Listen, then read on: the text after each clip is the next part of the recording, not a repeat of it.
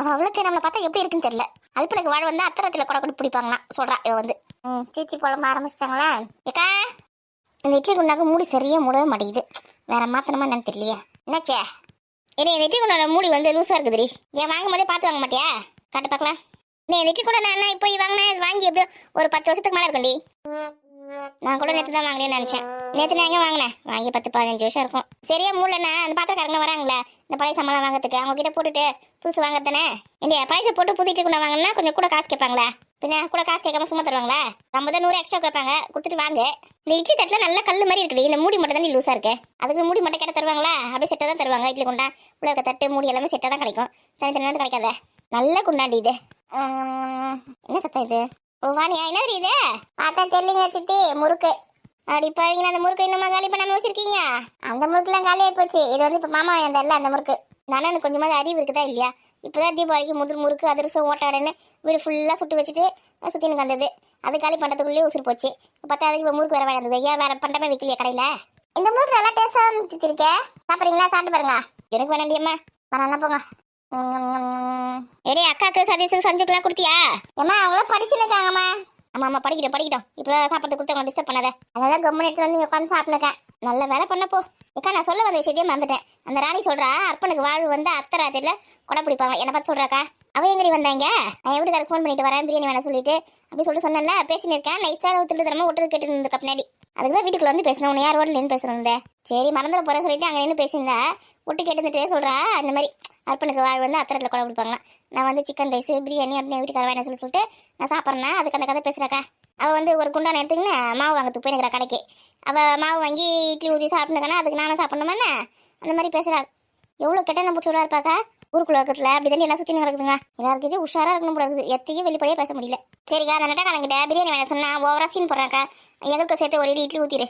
இது ஆரம்பத்திலே பண்ணிருக்கலாமா? பிரியாணி வேணா சொல்கிறேன், சிக்கன் ரைஸ் வேணா சொல்கிறேன், பத்ததுக்கு உனக்கு வேறு வேணுமான்னு வேறு எனக்கு கேட்டுருந்தேன். அந்த நட்டக்காரனுக்கு துட்டு செலவே ஆகக்கூடாது. சம்பாதிக்க துட்டு அப்படியே மணி பஸ்லேயே வச்சிடணும். பொன்னாடி பிள்ளைங்களுக்கு செலவு பண்ணக்கூடாது. ஊரில் இருக்கிறவங்களுக்கு நல்லா செலவு பண்ணுவான். அவன் தங்கச்சிக்கெலாம் நல்லா செலவு பண்ணுவான். தங்கச்சிக்கு வந்து இப்போ சீமந்தம் வேறு வைக்க போகிறோமா, அதுக்காக இப்போ பார்த்து பணத்தை சேர்த்து வச்சுருக்கிறான். எங்களுக்கு ஒரு சிக்கன் ரைஸ் வாங்கி தர மாட்டேங்கிறான், ஒரு பிரியாணி வாங்கி தர மாட்டேங்கிறான். வரட்டோன்ற இன்னைக்கு நைட்டுக்கு வந்த பிறகு தான் உண்டு இல்லைன்னு ஆக்க போகிறான் அவனை. ஏய் சண்டை கிட்டலாம் போடாத. இல்லைக்கா கேட்குறக்கா, இதெல்லாம் அப்படியே விட்டுன்னு வச்சுக்க வேலைக்கு ஆகாது. காஞ்சிபுரத்துக்கிட்ட போய் பட்டு புடவை வாங்கிக்கிறேன்னு சொன்னால் இன்னும் கூட்டின்னு போகிறான். அப்படியே தாக்கா வாய் தந்தா போய் எப்படியே ஏமாச்சின்னு திங்கி வந்துனக்கா. ஆமாம்ல புடவை வாங்க போகணும்னு சொன்னேன். இப்போ அண்ணன் வேலை கூப்பிட்டு தெரியும். அண்ணன் வீட்டுக்கு போதா இல்லை காஞ்சிபுரத்துக்கு புடவை வாங்கிறதுக்கு போதா? அண்ணன் வீட்டுக்கு முதல்ல போயிட்டு வந்துடலாம். இவன் வந்து கூட்டின்னு போக மாட்டான். சிம்மந்த நெருக்கத்தில் தான் கூட்டின்னு போவான். எனக்கு வந்து பணம் தான் செலவாகக்கூடாது. அதே தங்கச்சிக்காரிக்குன்னா ஓடி செஞ்சு நினைப்பான். பொண்டாட்டி பிள்ளைங்களை பார்த்தா இலக்காரமாக இருக்கு உனக்கு. சரி அண்ணன் வீட்டுக்கு எப்போ போகலாம்? சனிக்கிழமை காலையில் கிளம்பிடலாம். 7 மணி பஸ்ஸுக்குலாம் என்ன போயிட்டு திங்கக்கிழமை தான் கும்பாபிஷேகம் பார்த்துங்கண்ணே. திங்கக்கிழமை சாயங்காலமாக வரலாம். இனி அண்ணன் வேறு நிச்சயத்தமிழ் வைக்கணும் சொல்லுது. நிச்சயத்தமிழ் பொண்ணு வீட்டில் தான் வைப்பாங்க. ஆமாம்ல நிச்சயத்தமிழ் பொண்ணு வீட்டில் தான் வைப்பாங்க. அந்த லூஸ் மாதிரி சொல்லிட்டு போயிட்டு அவங்க வீட்டில் வச்சுக்கலாம் சொல்லிட்டு அன்னிக்காரிக்கு சும்மாவே ஆடவே தெரியாது, பேசவே தெரியாது. இதில் வேறு உங்கள் அண்ணன் வேறு இப்படி சொல்லிட்டு போயிருக்கான். ஏன் அது எனக்கு மட்டும் தான் அண்ணன், உனக்கு அண்ணன் இல்லையா? எனக்கு அண்ணன் தான் இந்த மாதிரி கிறுக்கு மாதிரி பேசி சுற்றின்னு வருது. பொண்ணு வீட்டில் தான் நிச்சயத்தமிழ் வைக்கணும். இப்போ என்னடி பண்ணுறது? ஒருவேளை அண்ணன் வீட்டில் போயிட்டு சும்மா உப்பு தமிழ் மாதிரி வச்சுக்கலாம். அண்ணன் பார்க்குது நம்ம என்ன எதுன்னு ஃபோன் பண்ணி கேளு. எது வந்தாலும் முறைப்படி செஞ்சால் தான் நமக்கு கௌரவத்தை. இப்போ இதான் அண்ணன் அப்படி சொல்லிட்டு இன்னும் எப்படி சொல்லிட்டு நம்ம கௌரவத்தை விட்டு கொடுத்து போனோம் அசிங்க தான் பண்ணோம். ஆமாண்டி நீ சொல்லுறது சரி தாண்டி. இன்னும் என் மாமியார் மாமனார் வந்து வரல அவங்க பொண்ணு வீட்டிலேருந்து. இவர் வேறு வரல. எல்லார்கிட்ட பேசி முடிவு எடுக்கணும். நம்ம அண்ணங்காரன் டேட்டே குடிச்சிட்டு போய்க்கிறான். இன்னைக்கு நிச்சயம் வைக்கணும்னு. நீ இப்போ தான் எல்லாத்தையும் கேட்க போறியா? போ சரியா போச்சு. இவ்வளோ சீக்கிரம் முடிஞ்சிச்சா? ஆமாம் இன்னைக்கு சீக்கிரமா வந்தானே அதான் சீக்கிரமா முடிஞ்சிச்சு. ஏடி மகா இந்த பசங்க ஏடி சீக்கிரமா விட்டா? சித்தி நீ ஹோம்ஒர்க் கம்மியாக தான் கொடுத்துருக்காங்க. எல்லாம் படிச்சு முடிச்சிட்டாங்க. எழுதுலாம் எழுதிட்டாங்களா? எல்லாம் எழுதிட்டாங்க. இல்லையா 8 மணி வரைக்கும் உட்கார வேடிய சும்மா கட்டே இருந்து உட்காந்து கிடக்கட்டான். ஏதாவது படிக்க சொல்லு. பழைய கிளாஸ் ஏதாவது இருந்தா அக்காவை சீக்கிரமா போக சொல்லிச்சு. அதுக்கப்புறம் நீங்க வேற என்ன நிமிஷம் பண்றீங்க? நீ பேசாத. டேபிள்ஸ் ஒழுங்கா படிச்ச முதல்ல. டேபிள்ஸ் எனக்கு தெரியுமா? அடி வாங்குவேன். நீ 5 டேபிள்ஸ் கேட்டா சொல்ல தெரியல. மகா சதீஷ் மட்டும் உட்கார வச்சு டேபிள்ஸ்ல படிக்க சொல்லு. படிச்சிட்டமா? அடி வாங்குவேன். ஒழுங்கா போய் படிப்போ. ஏமா ஆமா இவனுக்கு டேபிள்ஸே தெரிய மாட்டேங்குது. மிஸ் கூட மண்ணிலே கொட்டினாங்க தெரியுமா இன்னைக்கு? ஐயோ பள்ளி போட்டு கொடுத்துட்டல. அதான் நான் கேட்கும் போதே உனக்கு தெரியல. ஒழுங்கா போய் டேபிள்ஸ் படிப்போ. டேய் சதீஷ் என்னக்கா? சரிப்பா டேபிள்ஸ் படிவா. நான் கொஞ்ச நேரம் விளையாட போறேன். நான் நாளைக்கு படிக்கட்டுமா டேபிள்ஸ்? அவன் அப்படிதான் ஏமாத்துவான். பிடிச்சி உட்கார வை. ஏடி கொஞ்ச நேரம் விளையாட விடு. இந்த மாதிரி செல்லம் கொடுத்து எடுத்து போடுங்க பசங்களை. அதுக்கப்புறம் எங்க சோட்டை பிடிச்சி கேட்குங்க. சின்ன வயசுல பசங்க நிறைய நேரம் விளையாடணும். அப்போதான் உடம்பு ஆரோக்கியமா இருக்கும். ஒரே இடத்துல பிடிச்சி உட்கார வைக்கக்கூடாது. இப்போ காலையிலேருந்து சாயங்காலம் வரைக்கும் ஸ்கூலில் உட்காந்துருக்குதுங்க. அப்புறம் டியூஷனில் போட்டு உட்கார வச்சிடுறேன். அதுக்கப்புறம் அதுக்கு எங்கே விளையாடும்? எப்போ எப்படி ஆரோக்கியமா இருக்கும் உடம்பு சொல்லு. பெரியமா தான் கரெக்டாக சொல்கிறாங்க. பெரியமா அவன் ஸ்கூலில் கூட விளையாடுன்னு தான் இருக்கான். முதல்ல இந்த பள்ளி வேற ஸ்கூலில் சேர்க்க சொல்லணும். நம்ம என்ன பண்றோம் ஏது பண்றோம் நம்ம 24 மணி நேரமும் கண்காணிச்சுட்டு இருக்கா. இல்ல பெரியமா நான் கொஞ்ச நேரம் தான் விளையாடுறேன். பீட்டி போயிட்டு விட்டாங்க பாத்தீங்களா, அப்ப மட்டும் தான் விளையாடுறேன். சரி போய் விளையாடுங்க போங்க. சரி சரி சரி பெரியமா நானும் போய் விளையாடுவா. நீ போய் விளையாடு போ. ஏய் சூப்பர் சூப்பர். இங்க பாரு உனக்கு படிக்கிற வேலை நிறைய இருக்கு, ஒழுங்கா உட்காந்து படி. டேய் பெரியமா என்ன வேலை சொன்னாங்க ஆரம்பிச்சிட்டீங்களா? உங்க 2 பேர் தொல்லை தாங்காம தான் எங்கன்னா போயிடலாமான்னு பாக்குறேன் நானு. எங்கம்மா போக போறீங்க? நானும் வரேம்மா. அதான் அவங்க தொல்லை தாங்காம தான் போறேன். உங்களே கூட வேலை போகணுமா கூட? நான் கொஞ்ச நேரம் மட்டும் விளையாட்டு வரேம்மா. போ தங்கச்சி ஏடுன்னு போ. எப்படி ஓடுதுங்க பாரு. நாளைக்கு காலைல நான் சீக்கிரமா கிளம்பணுமா? எங்கடி கிளம்புறேன் நாளைக்கு? சித்தி நாளைக்கு தான் ஃபர்ஸ்ட் டே வேலைக்கு போறேன்ல நானு. சம்பளம் எவ்வளவு சொல்லிட்டாங்களா? சம்பளம் வந்து ஆரம்பத்தில் 30,000 ரூபாய் தருவாங்களாம். 6 மாதம் கழிச்சு இன்க்ரிமெண்ட் பண்ணுவாங்களாம். என்னையே 40,000 ரூபாய் தருவாங்க சொன்னேன். ஏமா வேலையில் சேர்ந்த உடனே அவ்வளோ காசுலாம் தர மாட்டாங்கம்மா. எக்ஸ்பீரியன்ஸ் ஆகணும் இல்லைம்மா, 6 மாதம் கழிச்சு இன்க்ரிமெண்ட் போடுவாங்களாம். ஏன் 30,000 ரூபாய் தராங்க? இது பார்த்தா உனக்கு அப்படியே ஓவரா அலையாது. அப்படியே என்ன அலையிறனா? நான் இப்பதான் படிச்சு முடிச்சுட்டு வேலைக்கு போகுது. அப்படியே வேலையில் சேரும் போது உனக்கு 50,000 கொடுத்துருவாங்களா? சும்மாவே ஓவரா சீன் போடுவா. இது வரை 30,000 சம்பளம் வாங்கிட்டா இவ்வளோ கையில பிடிக்க முடியாது. கடவுளே என்ன ஆடப்போறா தெரியலையே. பிள்ளைக்கு சுத்தி போடு. அதை விட்டுட்டு குறை சொல்லி நிற்பேன். 40,000 கொடுக்கல 50,000 கொடுக்கலையான்னு. உனக்குலாம் எவ்வளோ வந்தாலும் வெளியே விடாதா? இங்கே அவதாலே சொல்லியிருந்தா 40,000 ரூபாய் தருவாங்க சொல்லிட்டு. அதான் 6 மாதம் போனதுக்கு அப்புறம் தருவாங்க 40,000 ரூபாய். கேட்டுக்கோ. 6 மாதம் கழிச்சு 10,000 ரூபாய் இன்க்ரிமெண்ட் பண்ணுறாங்கன்னா அப்படியே மாதம் 6 மாதம் கழிச்சு வந்து 10,000 இன்க்ரிமெண்ட் பண்ணாங்கன்னா பார்த்துக்கோ எவ்வளோ காசு வரும்னு. பரவாயில்ல, லட்சக்கணக்கில் செலவு பண்ணி படிக்க வச்சதுக்கு இந்த சம்பளம் அது வருது. ஏமா மற்ற கம்பெனிலாம் சேர்ந்த உடனே 15,000 ரூபாய் தான் சம்பளம் தருவாங்க. இந்த கம்பெனில தான் சேர்ந்த உடனே 30,000 சம்பளம் தராங்க. அப்படியா? மற்ற கம்பெனியில் 15,000 ரூபாய் தருவாங்களா? ஆமா சித்தி. பரவாயில்ல, நல்ல கம்பெனியில் தான் சேர்ந்துருக்க. இன்னைக்கு காலையில் சாப்பாடு கட்டி தரணுமா உனக்கு? இல்லைம்மா சாப்பாடுலாம் கேன்டீன்லேயே கொடுத்துருவாங்களா? இது சாப்பாடு கேன்டீன்லேயே கொடுத்துருவாங்களா? ஆமா சித்தி. சாப்பாடு எதுவும் கிடைக்கும் பார்த்தோலையா? இல்லை சாப்பாடும் போட்டு சம்பளமும் கொடுக்குறாங்க. நல்ல கம்பெனி தான் சித்தி. இந்த கம்பெனிலே நம்ம நிறைய வருஷம் வேலை செஞ்சு வச்சுக்கேன், வெளிநாட்டுக்கெல்லாம் போவாங்க. வெளிநாட்டுக்கா? ஆமா சித்தி. அப்படி ஏறப்ப என்ன போதியா? ஐயோ சும்மாவே பிடிக்க முடியாது. இல்லை வெளிநாட்டுக்குலாம் வர போறாளாம வேலைக்கு. கடவுளே, இங்க எங்கேயும் புகையிற வாசனை அடிக்குதுல்ல சித்தி? நம்மளதான் சொல்றாள தெரியலையே. சித்தி அவ என்னதான் சொல்றா? ஓ உண்மையா? இங்கே வெளிநாட்டுக்குள்ள வர முடியாது சொல்லுடி வேலைக்கு. இங்க மட்டும் வேணா வேலை செய்ய, வெளிநாட்டுக்கு போக கூடாது. ஏம்மா இந்த கம்பெனில வேலை கிடைக்கிறது பெரிய விஷயம். இல்ல வேற வெளிநாட்டுக்கு போக கூடாது சொல்லிட்டு இப்பயே தத்தி விட்றாங்க உன்ன வீட்டுக்கு. அவங்க எங்க அனுப்புறாங்களோ நம்ம அவங்க கம்பெனி அங்கெல்லாம் இருக்கும், அங்கெல்லாம் போய் வேலை செஞ்சு தான் ஆகணும். போக மாட்டேன் வர மாட்டேன்லாம் சொல்லக்கூடாது. பொம்பளை பொண்ணு யாருன்னா தனியாக வெளிநாட்டுக்குலாம் அனுப்புவாங்களா? இது சரியான அரக்கு இருக்கு. நீ இது வரைக்கும் ட்ரெயினில் போயிருக்கியா? போயிருக்கேன்டி. சரி அதை விட ட்ரெயினில் போயிருக்க. அதுக்கப்புறம் மெட்ரோ ட்ரெயினில் போயிருக்கியா? நம்ம தான் ஒரு போயிட்டு வந்தோம் அதில். அதுலேயே போயிருக்கியா? சரி ஏரோப்ளைனில் போயிருக்கியா? இன்னும் அதில் தாண்டி போகல. அவங்களுக்கு தான் ஏரோப்ளைன்லாம் போகிறதுக்கு போச்சு கிடையாது. நம்ம குழந்தைங்க படித்து நல்ல வேலைக்கு போயிட்டு ஏரோப்ளைனில் வெளிநாட்டில் போய் வேலை செய்யணும். சந்தோஷப்படு. வெளிநாட்டுக்கு அனுப்ப மாட்டேன், அந்த நாட்டுக்கு அனுப்ப மாட்டேன், இங்கே அனுப்ப மாட்டேன், கதை பேசின்னு இருப்பேன். குண்டு சட்டிலே குதிரை ஓடினு சொல்றியா? அங்கே உலகம் எப்படி விரிஞ்சு கிடைக்குது? இடையே பொம்பளை பசங்களாம் போயிட்டு வெளிநாட்டுக்கு எப்படி வேலைக்கு அனுப்புவாங்க? கொஞ்சம் கூட அறிவு இல்லாத அறிவு கட்ட நாய் மாதிரி பேசுற. இது அறிவு கட்ட நாயா? திமிரா உனக்கு? பின்ன அவளை கல்யாணம் பண்ணி பணிச்சு விட போற, வெளிநாட்டுக்குலாம் எப்படி போவா? ஏமா கல்யாணம்லாம் என்னால் இப்போ பண்ணிக்க முடியாதுமா. 2 வருஷம் கழிச்சு தான் கல்யாணம் பண்ணிக்க முடியும். நீ சொன்னா கல்யாணம் இப்போ பண்ணிக்க முடியாதா? இப்போதான் உங்க மாமக்காரன் வந்து சொல்லிட்டு போயிருக்கான் நிச்சயம் பண்ணிட்டு கல்யாணம் தை மாசம் வைக்கணும்னு சொல்லிட்டு. கல்யாணம் பண்ணிக்க முடியாதுன்னு சொல்ற? நான் எவ்வளோ படிச்சிருக்கேன், படித்த படிப்புக்கு தகுந்த மாதிரி இப்போ தான் வேலை கிடச்சிருக்கு. நான் வந்து வேலைக்கு போயிட்டு வெளிநாட்டுக்கு தான் போகணுன்னு ஆசைப்பட்டுன்னு இருக்கேன். நீங்கள் நல்லா கல்யாணம் பண்ணி வச்சு என்ன வீட்டுக்குள்ளே இந்த ஊர்லேயே இருக்க சொல்கிறீங்களா? பின்னாடி இது என்னது வண்ண தாண்டு நான் வர நேரத்தில் அது பானை உடச்ச மாதிரி இருக்குது கதை. கேட்டுக்கடியே பேசுகிற பேச்சை கேட்டுனியா? எங்கள் அண்ணன் கையில் காலைல விழாத கதையா? நான் வந்து கல்யாணம் பண்ணி வைக்கணும்னு நான் ஏற்பாடு பண்ணின்னு இருக்கேன். இவளுக்கு திமிர பார்த்தியா? 2 வருஷம் கழிச்சா கல்யாணம் பண்ணி போகலாம். ஏமாக்கா அப்படி சொல்கிற? சித்தி வேலை இப்போ தான் நல்ல வேலை கிடச்சிக்கல. போய் நல்ல வேலைக்கு போயிட்டு நல்லா சம்பாரிச்சு அம்மாக்கெலாம் வந்து நகை நெட்டில் வாங்கி தரணும், வீடு வாசலாம் கட்டணும், தங்கச்சியெல்லாம் படிக்க வைக்கணும், நிறைய வேலை இருக்குது சித்தி. இப்பெல்லாம் கல்யாணம் பண்ணிக்க முடியாது. அதெல்லாம் உங்க அப்பா பார்த்து பாரு, உனக்கு தேவையில்லாத கதை. நீ சொல்றது வாஸ்தவமா தான் இருக்குது. ஆனால் அதெல்லாம் கல்யாணம் பண்ணி செய்யலாம்ல? கல்யாணம் பண்ணிக்கிட்டா சம்பாரிச்சு அவங்களுக்கு தான் சித்தி கொடுக்க முடியும். நம்ம வீட்டுக்கு எதுவுமே செய்ய முடியாது. நம்ம மாமாலாம் அப்படி கிடையாது, புரியுதா? நீ சம்பாரிச்சு அம்மா வீட்டுக்கு கொடுத்தாலும் உன்னெல்லாம் சொல்ல மாட்டாங்க. ப்ராக்டிக்கலாக பேசுங்க, எப்படி ஒத்துப்பாங்க? ஆமாம் மக்கா சொல்றது சரிதான். அவள் சம்பாதிக்க காசை நமக்கு தர மாட்டாங்க, எல்லாத்தையும் அவங்களுக்கே கொடுக்கணும் தான் சொல்லுவாங்க. அவளுக்கு பொறுமையாக கல்யாணம் பண்ணி கொடுங்க, ஒன்றும் அவசரம் இல்லை. எப்படி பேசுற பாரு, அவளுக்கு சப்போர்ட் பண்ணிங்கன்னு. அவள் சொல்றது கரெக்ட் தாம்மா. இத்தனை நாள் உனக்கு வேலை கிடைக்கலன்னு எனக்கு கஷ்டமா இருந்தது. இப்போ வேலை கிடைச்ச உடனே இப்படி பேசுறியே, எனக்கு அதுக்கு ரொம்ப டென்ஷன் ஆகுது எனக்கு நீ பேசுற பேச்சை கேட்டு. லூசு மாதிரி பேசினுக்காதீங்கம்மா. நான் எதிர்த்து பேச ஆரம்பிச்ச வேலைக்கு போகிற திமில்ல பசங்க தெளிவாக தான் இருக்கு. நம்ம தான் முட்டல் மாதிரி யோசிச்சுருக்கான். உனக்கு கூட சேர்ந்து நீ நாடி ஆடி கிடக்குற. இப்போ அண்ணன் வந்து சொல்லிட்டு போயிருக்குது எனக்கு தமிழ் வைக்கணும், கல்யாணம் வைக்கணும்னு. இப்போ அண்ணன் கிட்ட போய் 2 வருஷம் கழிச்சு நம்ம கல்யாணத்தை வச்சுக்கலாம் சொன்னா வேற இடத்துல பொண்ணு பார்த்துட்டாங்க என்ன பண்ணுவேன்? ஏற்கனவே அண்ணனோட அண்ணன் பொண்ணு வேற ரெடியா இருக்கு கல்யாணம் பண்ணி வைக்கிறதுக்கு. அதை கல்யாணம் பண்ணி வச்சிட்டாங்கன்னா நம்ம என்ன பண்றது?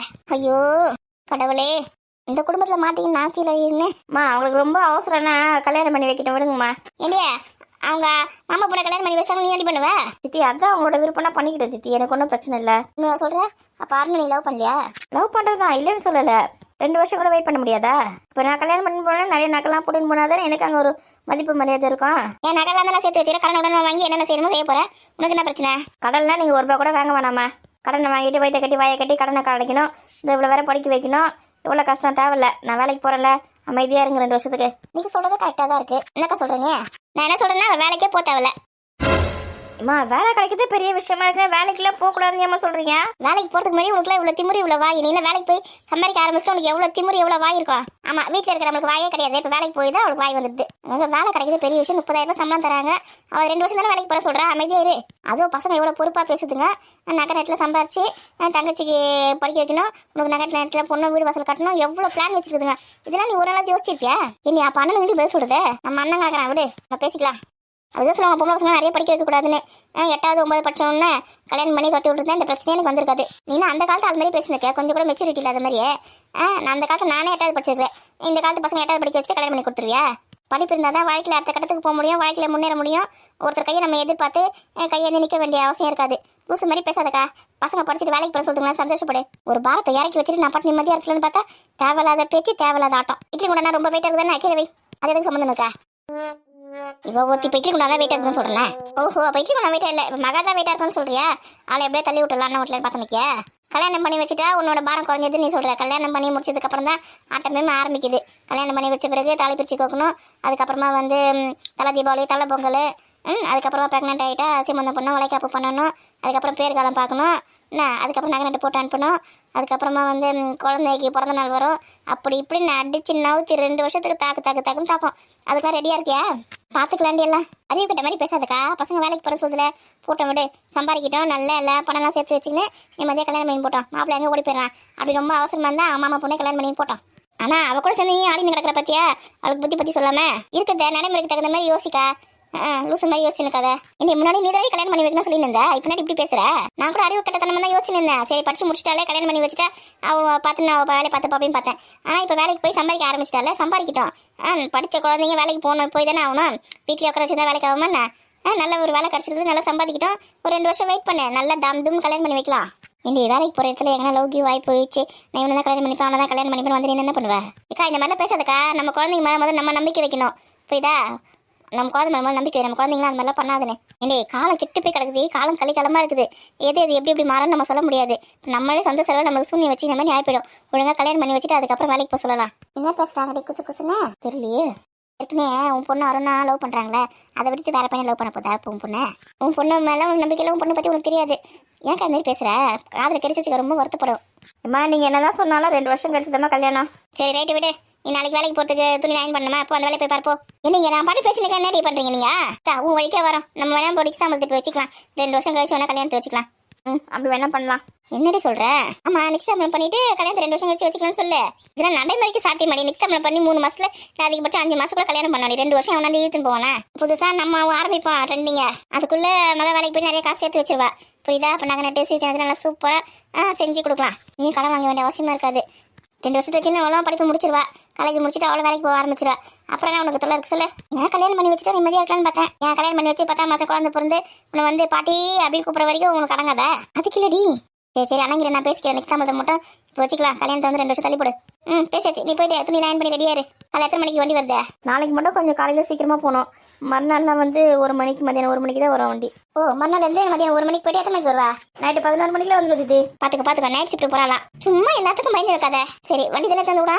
ஆமாம் சித்தி, நைட்டுக்கு வரும்போது கார் தான். கார்லேயே போயிட்டு கார்லேயே வரப்போகுது. உனக்கு தான் பயம். உனக்கு காலம் கெட்டு போயிருக்குது. காலையில் 9 மணிக்கு போயிட்டு சாயங்காலம் 5 மணிக்கு வர மாதிரி வேலையை பாருன்னா இந்த மாதிரி வேலை பார்த்துருக்கா பார்த்தியா? மதியம் 1 மணிக்கு போகிறதா, நைட்டு 11 மணிக்கு வரதான். இதெல்லாம் என்ன ஆட்டம்? ஏம்மா அந்த மாதிரி வேலை தான் இப்போ கிடச்சிருக்கு. அதுக்கப்புறம் வேணா மாற்றிக்கலாமா? ஏன் ஆரம்பத்தில் நீ கேட்டு வாங்க வேண்டியது தானே? காலைல 9 மணிக்கு போயிட்டு சாயங்காலம் 5 மணிக்கு வர மாதிரி. இந்த காலத்தில் வேலை கிடைக்கிறதே பெரிய விஷயமா இருக்குதுன்னா இந்த மாதிரி சட்டம் திட்டம்லாம் போடுற மாதிரி கிடைக்க முடியாது. வேலை போயிட்டு வரட்டான். பசங்களே தைரியமாக இருக்குது. இந்த காரை தானே போயிட்டு வருது. பஸ்ஸு கிசு பிடிச்சி போகணும் வரணும்னா தான் நைட்டில் கஷ்டம். நீ மட்டும் தான் போறியா? அவங்க கூட வேறு யாராவது வராங்களா? என் ஃப்ரெண்டும் வரா சித்தி. அப்புறம் என்ன, 2 பேரும் ஜோடியாக போயிட்டு ஜோடியாக வருவாங்க. நீ ஒன்றும் பயப்படாத. சும்மாவே அப்படியே பயந்துருவேன். பொம்பளை பிள்ளைங்களை பெற்று வச்சுட்டு அடி வைக்க நெருப்பை கட்டின்னு இருக்க வேண்டியதாக இருக்குடி. படித்த பசங்க எல்லாம் தெளிவாக தான் நடந்துக்குங்க.